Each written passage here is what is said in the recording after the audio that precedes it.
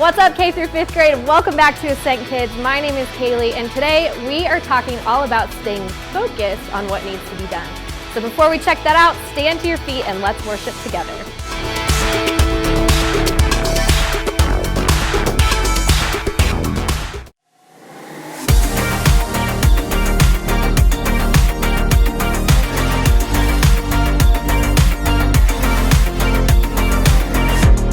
Me got to see what you see. You are doing a great work in me. I've decided I can't stand still. No, you have given me purpose. All my heart is yours. All my life is yours. I will make a move for you, for you. All my heart is yours. All my life is yours.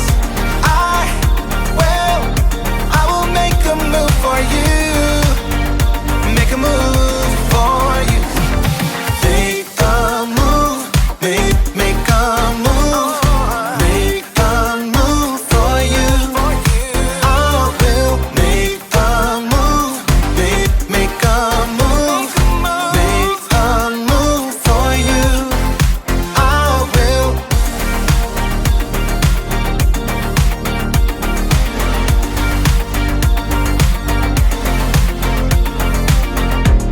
Take up the call to serve you. You have given me a job to do. I wanna love the world just like you. Yeah, you have given me purpose. All my heart is yours. All my life is yours. I will make a move for you, for you.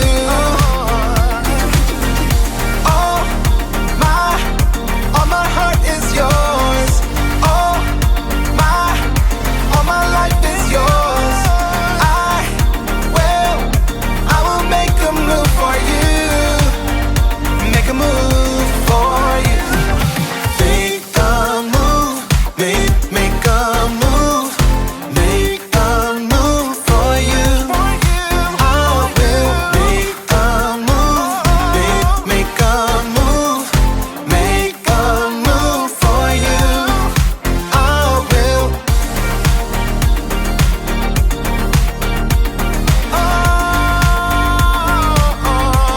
Make a move.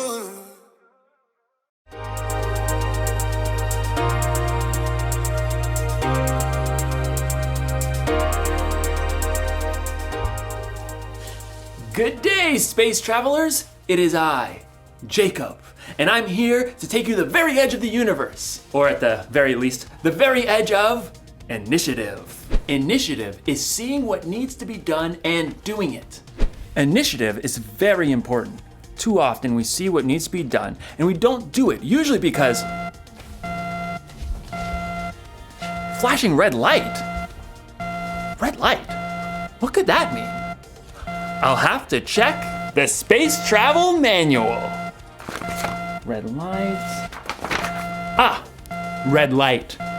Computer malfunction alarm. To reset computer, press the blue button. Okay, good. Where was I? Yes.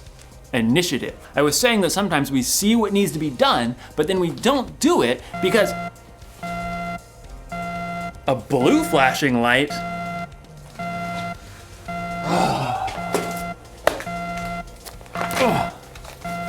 Blue light, blue light, blue light, blue light. Clogged toilets. To unclog, press the orange button. That'll do the trick. Man, it's really hard to focus around here. What I was saying was, flashing orange light? Okay.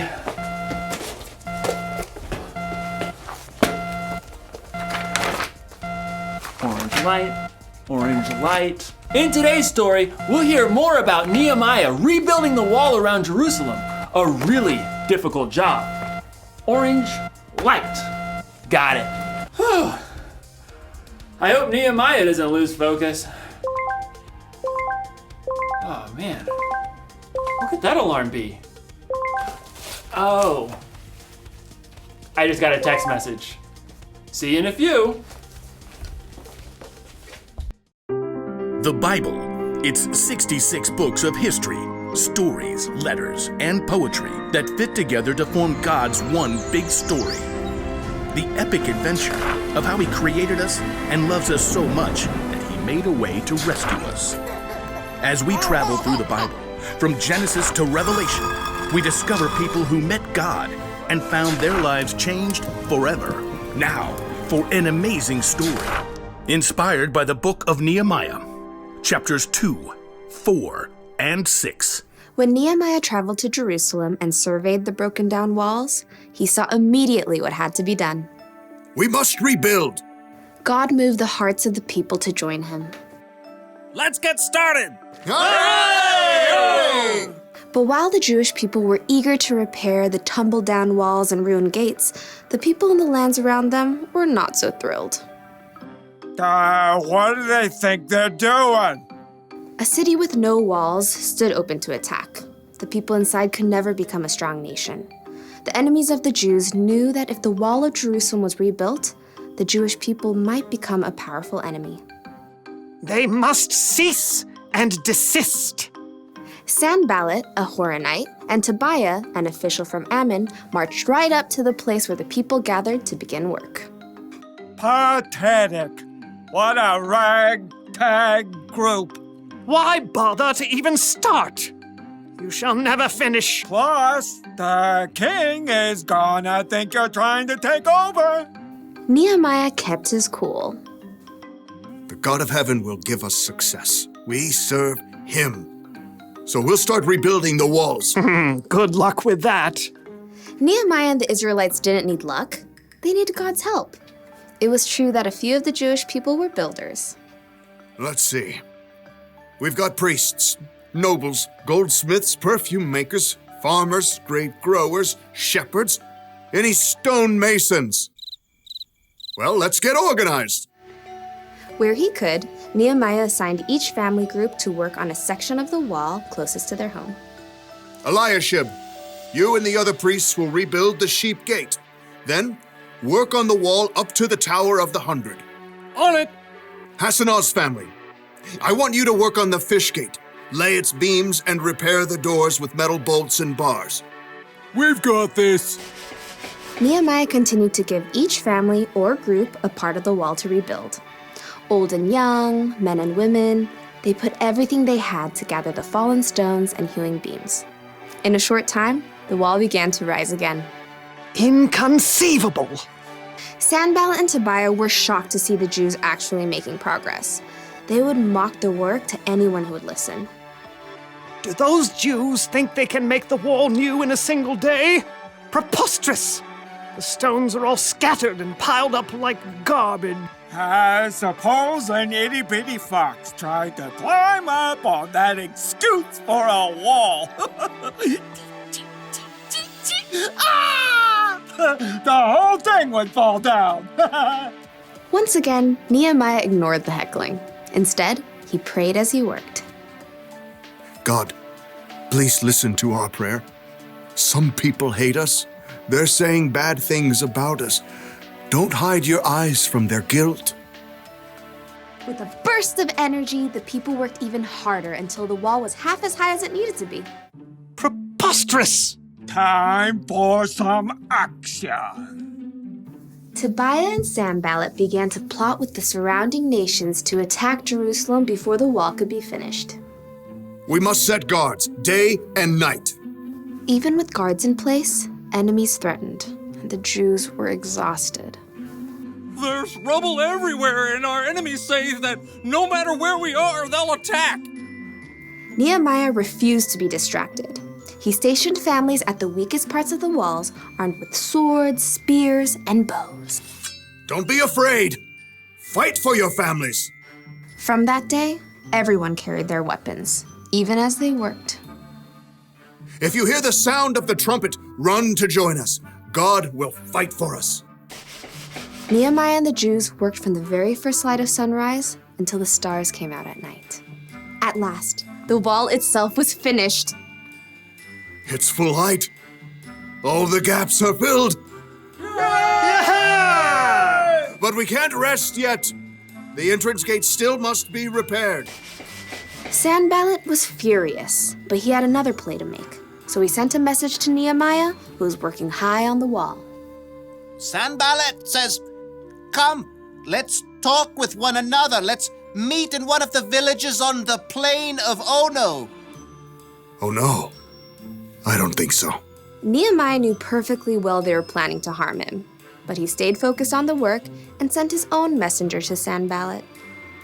Nehemiah says, I am working on a huge project. Why should the work stop while I leave it? Why should I go down and talk with you? Inconceivable! Try again.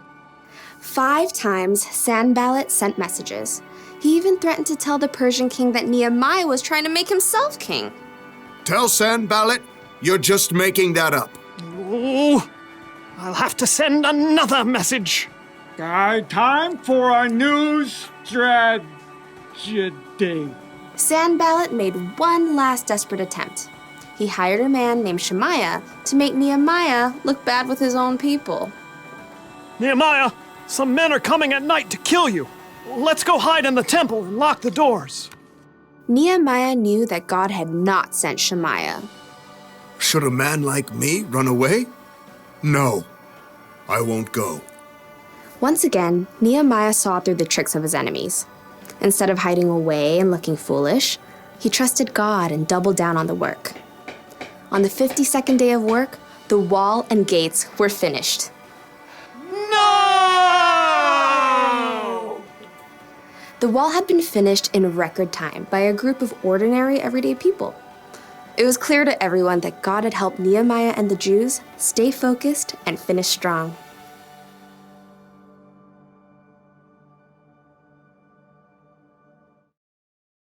Can't talk now, gotta focus. Sorry about that. It's so easy to get distracted sometimes, isn't it? I mean, you probably don't get distracted by alarms and flashing lights, but there are a lot of things that can distract you. When you're supposed to be focusing on homework, you might get distracted by the TV or the internet. When you're supposed to be cleaning your room, you might end up playing with your toys. When you're supposed to be listening to your teacher, you're making funny faces at your friends. We get distracted by our stuff, by other people, even by our own thoughts and worries. There's so many things fighting for our focus. It can be overwhelming. I mean, look at Nehemiah. He was rebuilding the wall of Jerusalem. He had enemies on the outside and people fighting with each other on the inside. It would have been so easy for him to get distracted, but he stayed focused. I mean, look at Jesus. There were a lot of things that could have distracted Jesus from doing what he came here to do. But he stayed focused on what was most important, saving the world and making it possible for us to have a relationship with God. Staying focused isn't always easy, but when you focus, you can get things done quicker and better. So, the one thing to remember today is this: stay focused on what needs to be done. If you need help, take a minute or two to talk to God before you have something you need to focus on, and try to steer clear of the things that can distract you. I'm putting you on silent, and when in doubt, consult the Space Travel Manual, if you have one. What do all the lights mean? All the lights, all the lights, all the lights, all the lights. Oh. Dance party.